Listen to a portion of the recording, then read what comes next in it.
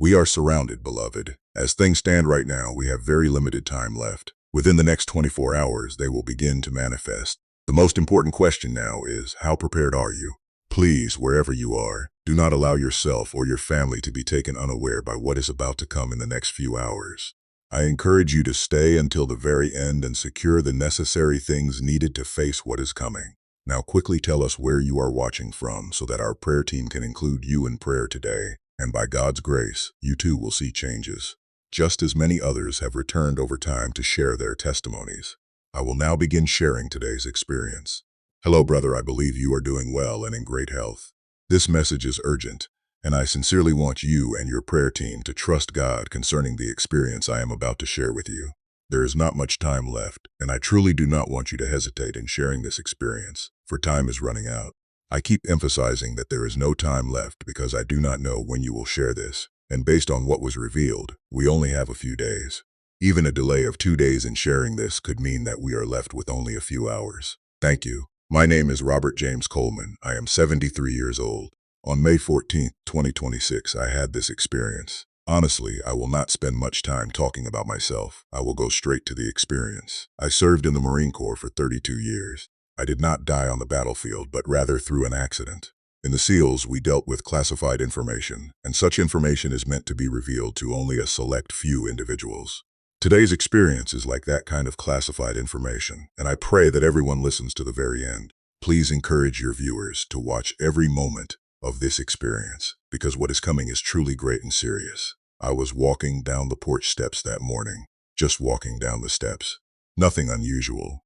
I do not remember losing my balance. I was stepping down, and the next moment there was darkness. The doctors told me later that I was unconscious for 17 minutes. 17 minutes where my body was not moving. 17 minutes where my heart had stopped. 17 minutes where, by every medical measure, I was dead. But in those 17 minutes, something happened that cannot be explained by medicine or science. Something that changed me forever. I want to tell you what I saw. I want to tell you what Jesus revealed to me in those 17 minutes outside of this world. Because what I experienced is a message for every person in America. It is a warning. It is a promise. It is something that must be shared before it is too late.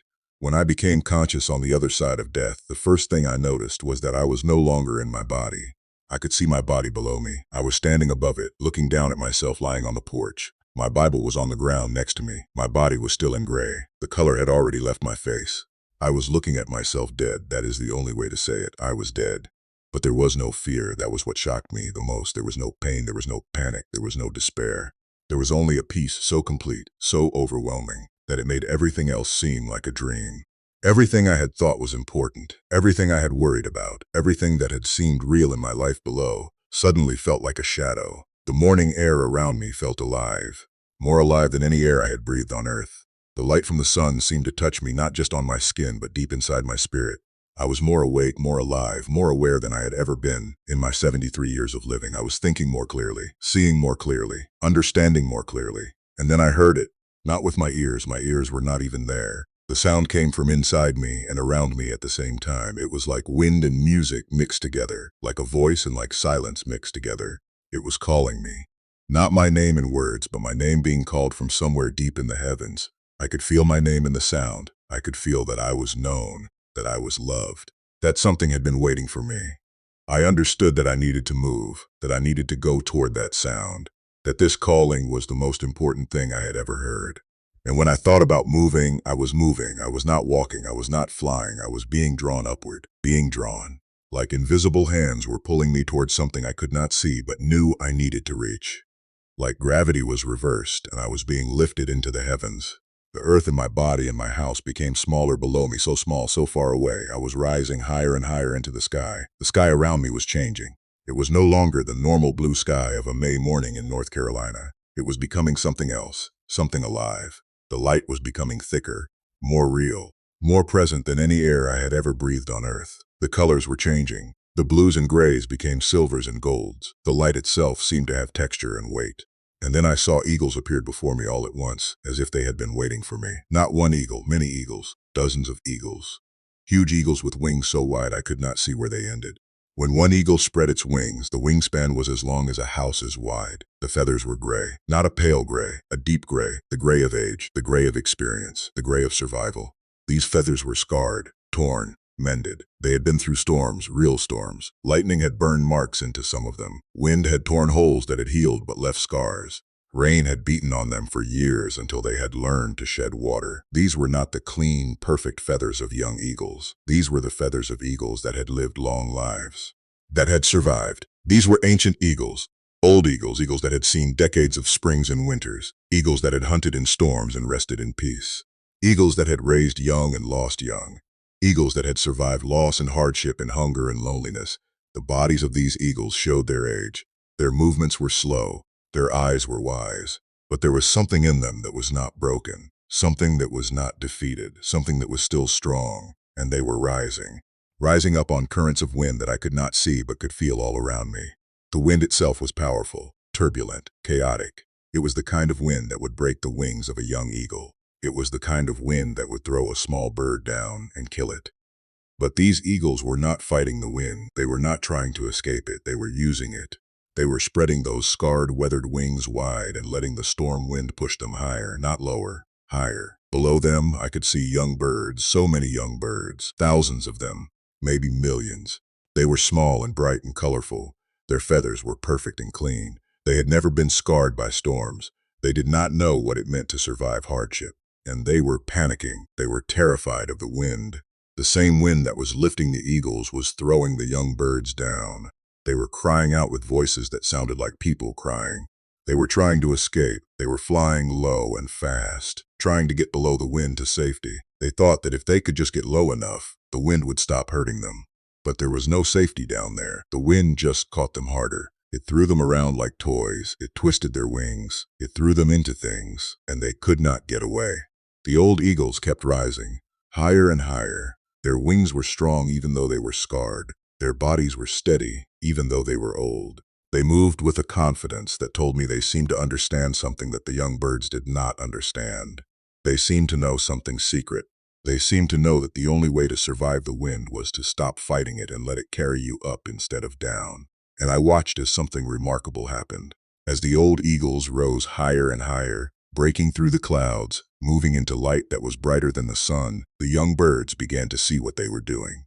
Some of the young birds stopped panicking. They stopped trying to escape downward. They stopped trying to avoid the wind. They started to follow the eagles. They started to learn from watching the eagles how to rise, how to use the storm instead of being destroyed by it, how to trust that the wind could lift them instead of kill them. The young birds began to fly behind the eagles, following them up into the light that was above the storm. Not all of them. Some of them kept trying to escape down. Some of them fought the wind to the end. But many of them saw what the eagles were doing and they understood. They learned, they changed their direction. They rose. They followed the gray eagles into the light. The eagles appeared before me all at once, as if they had been waiting for me. Not one eagle, many eagles. Huge eagles with wings so wide I could not see where they ended. Their feathers were gray, worn, scarred from years and years of living. These were not young eagles. These were ancient eagles, old eagles, eagles that had survived storms and winters and hunts and all the hardships that come with a long life in the wild. And they were rising up on currents of wind that I could not see but could feel all around me. The wind itself seemed to be alive. It was turbulent. It was chaotic. It was the kind of wind that would throw a young bird down and break its wings. But these eagles were not fighting the wind. They were using it. They were spreading those scarred, weathered wings wide and letting the storm wind push them higher. Below them, I could see young birds. So many young birds, they were small and they were panicking. The same wind that was lifting the eagles was throwing them down. They were crying out. They were trying to escape. They were flying low and fast, trying to get below the wind to safety. But there was no safety down there. The wind just caught them harder and threw them around like toys. The old eagles kept rising, higher and higher. Their wings were strong, even though they were scarred. Their bodies were steady, even though they were old. They seemed to understand something that the young birds did not understand. They seemed to know that the only way to survive the wind was to stop fighting it and let it carry you up instead of down. And I watched as something remarkable happened. As the old eagles rose higher and higher, the young birds began to see what they were doing. Some of the young birds stopped panicking. They stopped trying to escape downward. They started to follow the eagles. They started to learn from watching the eagles how to rise, how to use the storm instead of being destroyed by it. The young birds began to fly behind the eagles, following them up into the light that was above the storm. I understood what I was seeing. I knew immediately what this meant in my heart. But I was confused at the same time. The images did not make sense to me at first. My mind was struggling to figure out what I was looking at. Old things rising, young things following, weakness becoming strength, fear becoming courage through watching something that had been broken and scarred teach something young how to survive. It did not match anything the world had taught me. It did not match anything I had learned about power and strength and importance throughout my life. How could something old and scarred and worn be strong? How could something that had been broken teach anything of value? How could the elderly show the youth anything except how to decline and fade away into nothing? How could that which the world considered dead and useless be the thing that would save everything? It did not fit with what I knew about how the world worked. It did not fit with what I had been taught about value and importance and worth. In the world's way of thinking, the young have the power and strength. The strong bodies have the power. The wealthy have the power. The beautiful have the power. How could the old and forgotten have any power at all? But I could see it happening in the vision right before my eyes. I could see the young birds following the old eagles. I could see them learning from watching the eagles. I could see that what the eagles had was real and true and powerful. I could see that the young birds recognized it. They could feel it in their spirits, even if they could not explain it with words. They could see that the eagles knew something that they did not know, that the eagles had something that they desperately needed, that the eagles could teach them how to survive in a way that nothing else could teach them. That was when I felt the presence coming toward me. I did not see him at first. I felt him. I felt a love so vast, so overwhelming, so completely pure that it made me understand in that single moment that I had never known what love was before. Not the love of my wife, not the love of my children or the love of holding my grandchildren, not the love of country or the love of the men I served with. This was different. This was deeper. This was the love that created love itself. The love that invented love, the love that makes all other love possible. The love that has always existed and always will exist. It filled me. It surrounded me. It was inside me and outside me at the same time. It was so intense that I felt like I might break apart from the feeling of it. But at the same time, it was gentle. It was warm. It was safe. It was like coming home after being lost for a long time. It was like remembering something I had forgotten. It was like waking up from a dream I had not known I was in. And then I saw him. The light around me intensified 1,000 times, but it was not harsh. It was not painful. It was warm. It was golden. It was alive with a presence so real that I knew in that instant that I had never truly been alive before this moment. He was standing before me. He was standing in front of me. I could not see his face clearly because the light was so overwhelming. But I knew who he was. I knew without being told. I knew without anyone explaining it to me. This was Jesus Christ. I fell to my knees. I did not fall because I wanted to kneel or because I was trying to show respect. My legs simply would not hold me up anymore. They could not support my body under the weight of his presence, the weight of his love, the weight of eternity standing in front of me. I was crying. I was shaking. My entire being was trembling like a leaf in the wind. My heart was racing so fast I thought it might break through my chest. But at the same time, I felt a peace that was so deep that I knew nothing could ever hurt me again. And then he revealed something to me. He did not speak in words at first. He revealed it directly to my heart and mind. He showed me that the eagles I had seen were not really eagles. They were symbols, but they were also real. They represented the elderly believers of America. They were the ones who had been forgotten by society, the ones that people no longer valued or wanted, the ones who spent their days in nursing homes and retirement communities feeling useless and left behind, the ones that their own families had sometimes pushed away, the ones that the culture had decided were no longer important or useful. He revealed to me that these elderly believers had been shaped by decades of storms, real storms, actual storms in their lives, storms of loss and pain and loneliness and suffering and heartbreak, storms that had tried to break them, storms that had taken people they loved away from them through death or estrangement, storms that had brought sickness to their bodies and poverty to their circumstances, storms of disappointment when things they hoped for did not come to pass, storms that had tested their faith over and over and over again throughout their entire lives. The elderly had lived through wars and economic depressions and personal tragedies and family failures. They had lived through health crises and financial ruin and the loss of loved ones.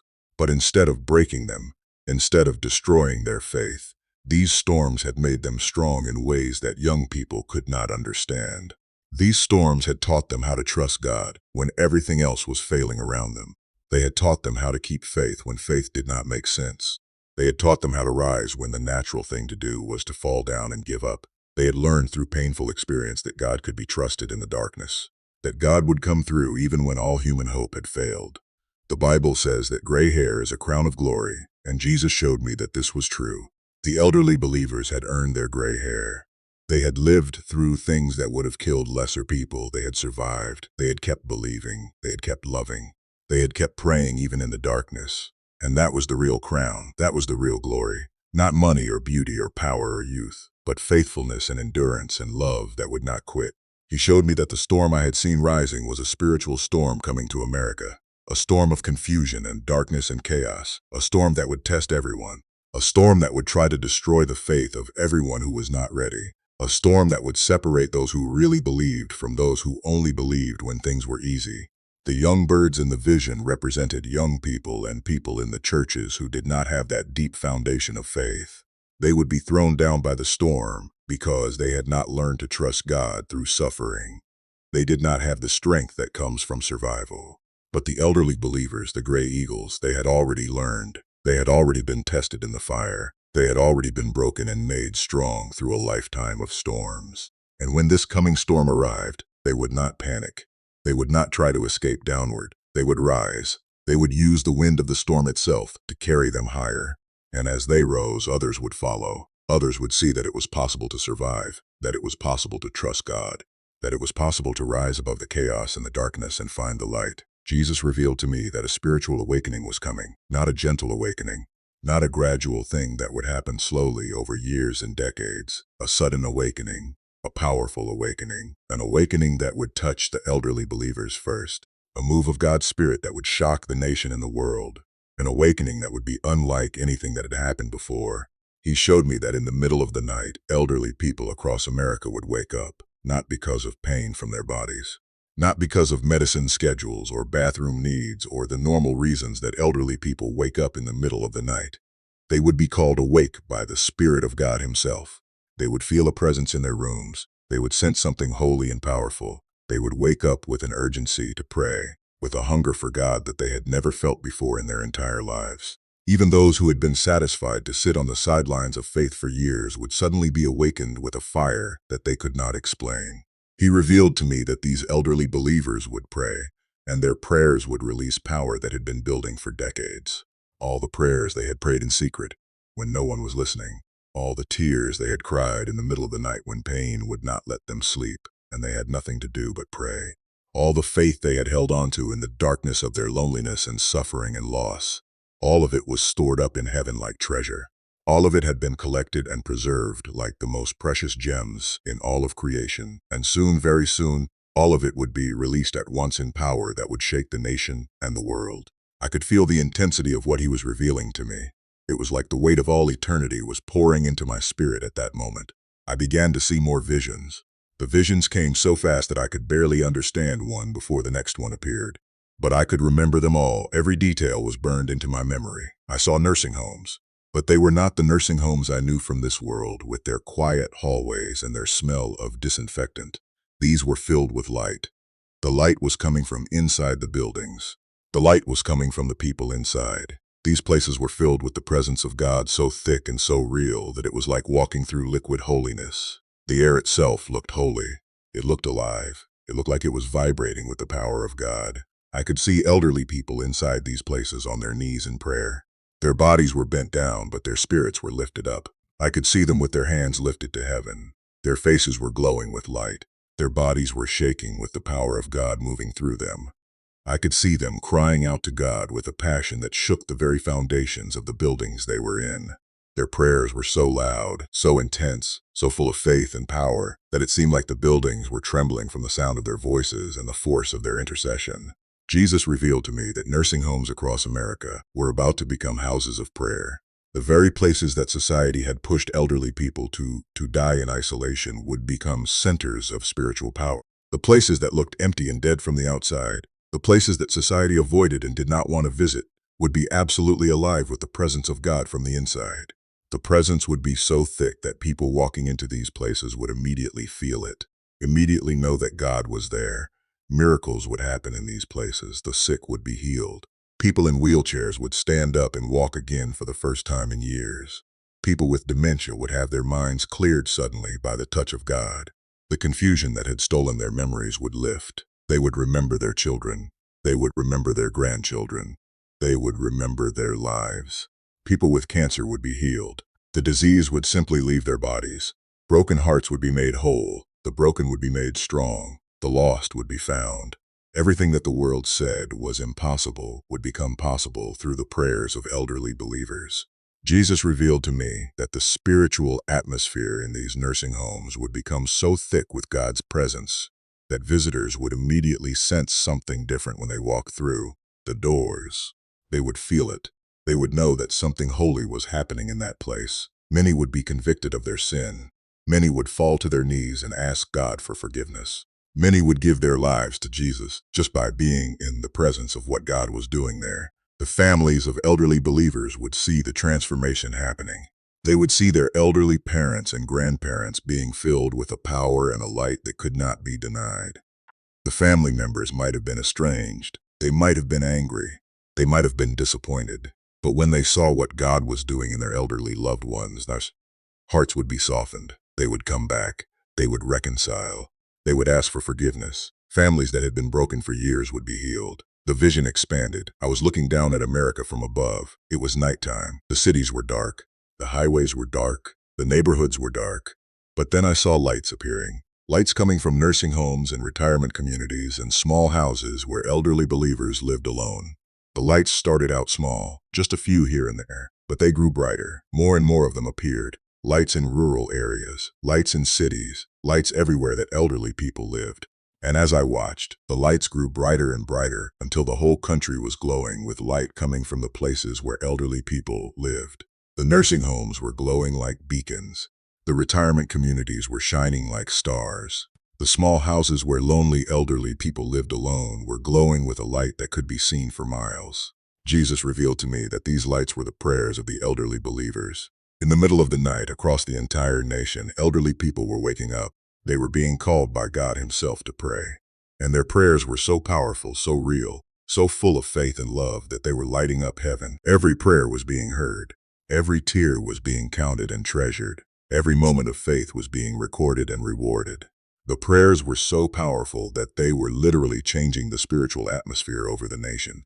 He showed me families being restored. I saw elderly grandmothers who had been grieving for years over prodigal grandchildren. They had been praying for these lost ones every day for years, praying in secret, praying through tears, praying with faith that seemed almost impossible to maintain. And I saw those grandchildren coming home. I saw them suddenly repenting and coming back to faith and coming back to their families. I saw hard hearts breaking open. I saw families that had been divided by years of hurt coming together and making peace. I saw entire families on their knees asking God for forgiveness. I saw the power of elderly believers' prayers literally changing the destiny of families. I saw miracles happening in simple places. An elderly woman in a nursing home laying hands on a dying man in the next room and watching him suddenly sit up healed. The cancer that had been destroying his body simply disappeared. An old man who had never been known as a healer praying for someone with a disease that doctors said was incurable and watching it disappear.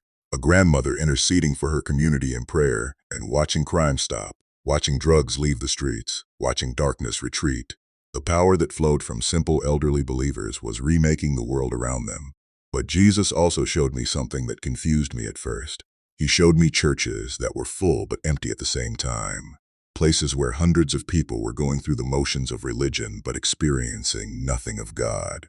Places where the presence of the Holy Spirit had left because the people were more interested in their programs and their buildings and their budgets than they were in seeking God's face. Places where God's presence had departed because the people had made the church about themselves instead of about God. And right next to these dead churches, I could see small prayer circles in people's homes glowing with light. Elderly believers gathering in simple rooms, in living rooms and bedrooms and small prayer rooms. The presence of God was so thick there that you could almost touch it. It was so real that you could almost see it. More people were being drawn to these simple gatherings than to the big churches with all their programs.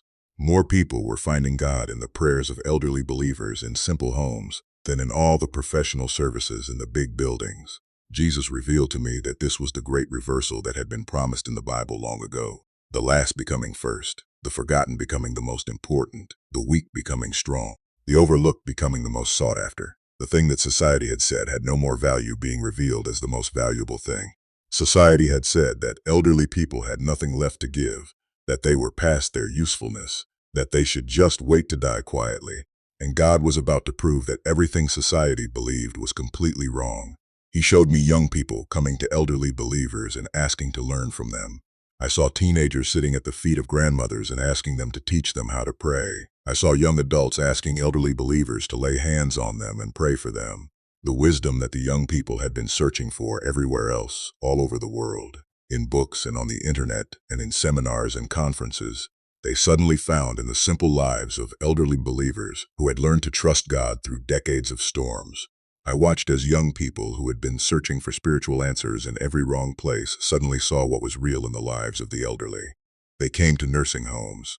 They came to retirement communities. They came to small churches where elderly believers gathered to pray. And they sat at the feet of these elderly believers and they listened. They learned. They asked questions. They received prayer. And their lives were transformed. The young people brought their friends. They brought their family members. They brought people they knew who were lost and broken and searching. And all of these people found what they were looking for in the presence of God that was flowing through the elderly believers. It was not through fancy worship or professional preachers or beautiful buildings. It was through simple, faithful elderly believers who had learned to trust God completely. I saw the impact spreading, not just in America, but across the whole world. Elderly believers in Africa rising up with power and moving in the Spirit of God. Their prayers were bringing healing and deliverance to entire villages. Elderly believers in Asia becoming spiritual leaders whose prayers were shaking entire nations and bringing thousands to salvation. Elderly believers in Europe waking up and moving in power that astounded the young people around them. Even in developed nations where the elderly had been pushed completely to the sidelines, they would suddenly become the most important spiritual voices in their communities. I saw elderly believers in South America and in the Middle East and in every single place on the earth, all waking up at the same time, all being filled with the Spirit of God at the same moment, all beginning to move in power at the same moment. A global movement of the elderly, discovering their greatest purpose right before the end of all things. The spiritual atmosphere across the entire planet was being transformed through the prayers and the faith and the authority of elderly believers. Jesus revealed to me that this was the final harvest. The harvest that would bring in more souls than any previous harvest in human history. He told me that God was using the elderly believers to bring in the greatest harvest of souls before the end comes. He told me that the times and seasons that he had set before the foundation of the world were now being fulfilled, that I was living in the last days, that the age was coming to an end. But before the age ends, God would do something so powerful and so real that the whole earth would know that he was alive and moving. And it would be done through the ones that no one expected, through the gray eagles, through the elderly believers who society had forgotten and written off. Then Jesus revealed something specific to me. He showed me that this awakening was not far away. He showed me that elderly believers were already beginning to experience unusual dreams. They were already waking in the night with an urgency to pray. They were already sensing that something was coming. They knew something was about to happen, even though they could not name it. He revealed to me that I had been chosen to warn them, that I had been given a message to share, that the elderly believers needed to prepare their hearts. They needed to be ready. They needed to know that their greatest ministry was not behind them, that their prayers had been heard, that God had not forgotten them. He showed me a sealed jar, ancient and beautiful beyond description. It was made of something that looked like crystal, but it was also like gold. It was filled with something like oil or honey or liquid light. He revealed that every prayer the elderly believers had ever prayed was collected in that jar. Every single prayer that had ever come from the lips or the hearts of elderly believers was stored there in heaven. Every tear they had cried was stored there. The tears from loneliness, the tears from grief, the tears from pain, the tears from praying for loved ones who had turned away from God. All the tears were collected and treasured like precious jewels. Every night they spent in pain and chose to pray instead of curse God. Every morning they woke lonely and confused and chose to trust God instead of despair and give up. Every moment they offered their suffering to God instead of holding it for themselves. Every moment of surrender and faith. All of it was collected like the most precious treasure in all of heaven. The jar was so full that it could not hold another drop. It was completely filled. Every moment of faithfulness had been recorded. Every act of love had been noted. Every prayer had been heard. Everything the elderly believers had done in secret, thinking that no one was watching. God had been watching. God had been keeping track. God had been saving it all up. He revealed that the seal on that jar was about to be broken, that all the accumulated prayer and faith and sacrifice was about to be released as power that would shake the nation and the world, that what had been hidden would be revealed, that what had been stored up in secret would be poured out openly, that the prayers of decades would be answered suddenly and powerfully, that the power that had been building in heaven would be released through the elderly believers on the earth. I could feel the weight of what he was showing me, the responsibility, the urgency. He told me that I did not have much time, that the elderly believers did not have much time, that some of them might not live long enough to see what was coming, but they needed to know. They needed to prepare. They needed to have hope.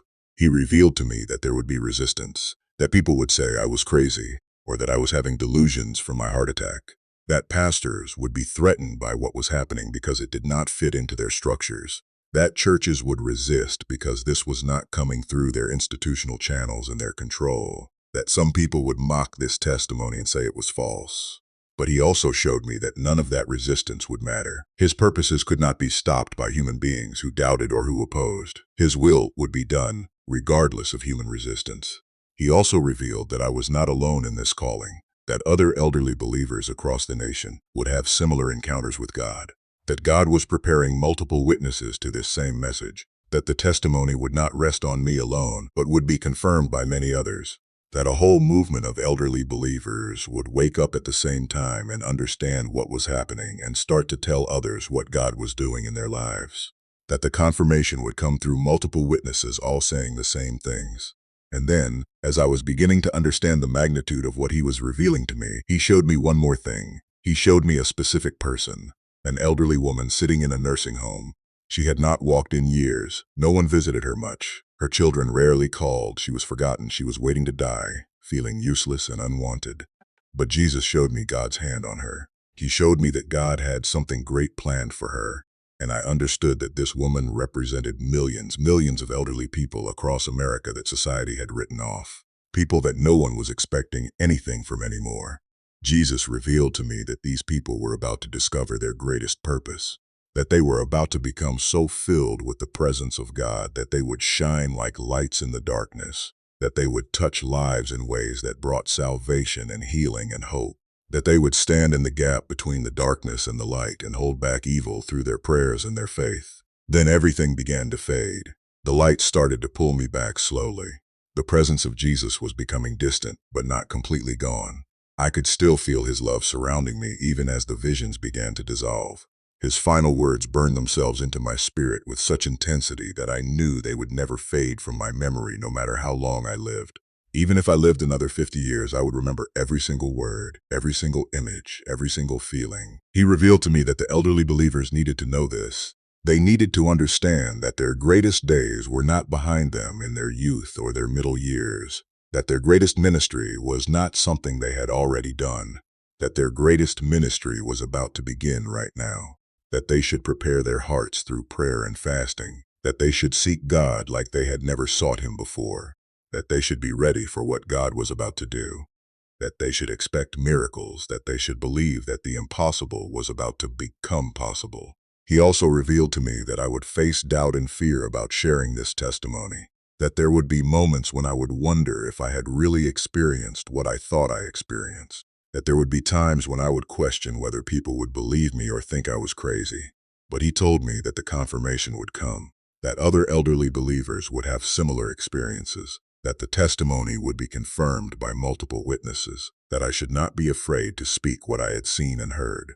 And then I was gasping for air desperately. My lungs were suddenly filling with air again. The oxygen was flowing back into my body. I was on my porch. My body was coming back to life. I could feel it. I could feel consciousness returning. I could feel my heart starting to beat again. Patricia was screaming. She had found me unconscious on the porch. She was screaming for help. She was calling for an ambulance. Paramedics were running toward me. They were shouting medical words that I did not understand. They were putting an oxygen mask on my face. They were checking my pulse. My Bible was on the ground next to me. I was back in my body. I was back in this world. The ambulance ride was a blur. The hospital was bright and loud. The doctors were confused. They ran every test they could run. They looked at my EKG. They looked at my heart scans. They looked at my blood work. They could not find anything wrong with me.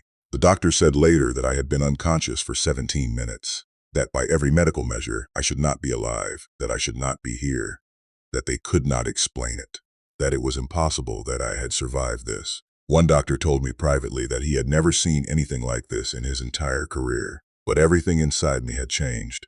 I was not the same man who had walked down those porch steps 17 minutes before.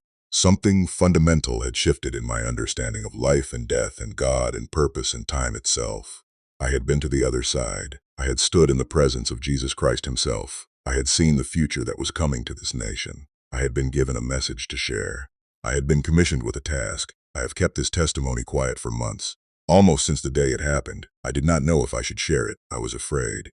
I did not know if people would believe me. I did not know if I would be ridiculed or dismissed or mocked or called a liar. I did not know if my church would welcome this message or reject it and ask me to leave. I did not know if my own family would think I was losing my mind because of the medications or because of the experience of almost dying, so I kept it inside. I kept it secret. But the weight of it grew heavier and heavier every single day. Every time I was with an elderly person, I would look at them and remember the vision. Every time I visited a nursing home, I could see the light that was about to fill those places in my mind. Every time I heard about someone suffering or struggling with pain or loneliness, I knew that their suffering was preparing them for something great. I knew that God was not wasting their pain. Every time I saw the news and heard about the chaos and confusion in the world, the division and the fear and the darkness, I knew that the storm was coming and that the elderly believers would be the ones to stand firm in the midst of it.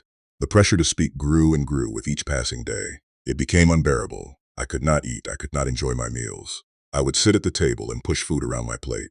I could not sleep at night. I would lie awake thinking about the elderly believers across America who needed to know this message. I would wake up in the middle of the night and I would be praying without meaning to pray. The words would just come out. I would be thinking about this testimony when I was supposed to be thinking about other things. When I was trying to work in the garden or fix something around the house, my mind would be on the visions that Jesus had shown me. Patricia could see that something was deeply wrong with me. She could see that I was troubled. She could see that I was carrying something very heavy, something that was weighing on my spirit and my heart. She asked me about it many times. She wanted to help.